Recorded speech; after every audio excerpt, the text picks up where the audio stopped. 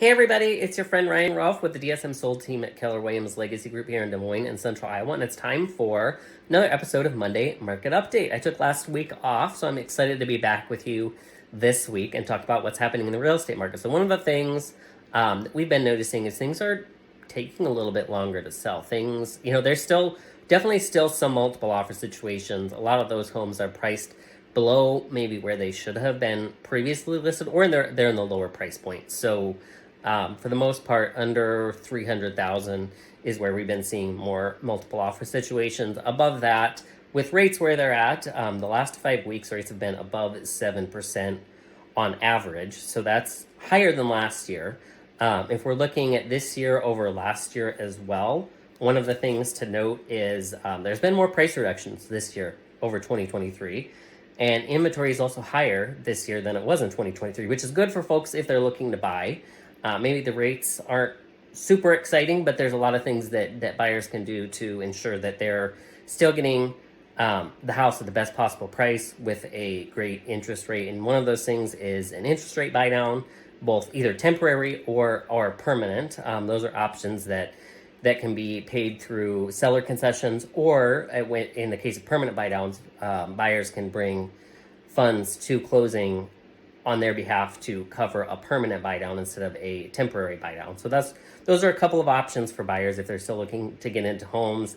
And interest rates are scary because they're at 7%, which is still historically low or about average. I think the historical average is around 8%. So we're teetering on that. We're getting close to the historical average. Who knows when they will come down? Hopefully later this year we'll see them come down, but that's really to be determined, and none of us have a crystal ball to determine if that's going to happen. So if buyers are out looking, one of the things they've got right now is more opportunities to look at more properties and be a little bit pickier than they had the previous years because of where interest rates are and the amount of inventory on the market. Rates, as I mentioned earlier, have been up in the 7% range or above for the last 5 weeks, and they've been in the high sixes for much longer than that. So it's definitely a different market than last year, and really than what we expected at the beginning of this year. The beginning of this year seemed to start out a lot stronger because rates were a little bit lower. And then, inflation data is not showing that a lot has changed, right? So the Federal Reserve hasn't made any changes to their federal funds rate, which doesn't directly impact mortgage rates, but it does have an impact on them. So that's what's part of what's kept rates where they are at and being a little bit higher.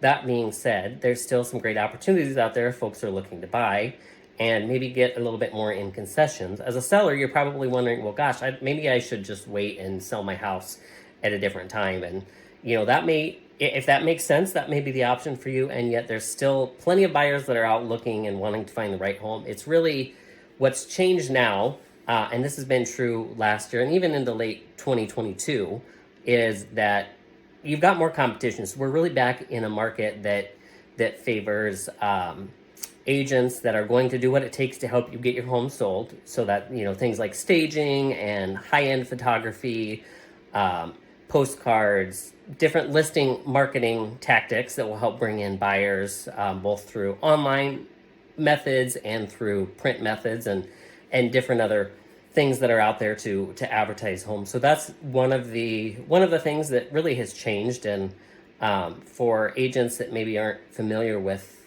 anything past the pandemic and home selling in 5 minutes, it's a different market. So make sure you're hiring the right agent to help you sell your home at the best possible price, and make sure you're pricing it right. That's one of the other things. So as we're seeing more price reductions, as rates have gone up, part of that is buyer purchasing power has gone down, and so there's maybe not as many buyers looking at the price point that your home is priced at. So be very smart when pricing and price ahead of the market. Make sure that you're putting your home at the right price based on other comparable sales, and not trying to get more than what the market says you can get, because that's ultimately going to lead you to having to do price reductions, which means you'll likely get anywhere between 5 to 10% less than what it actually could have sold for previously.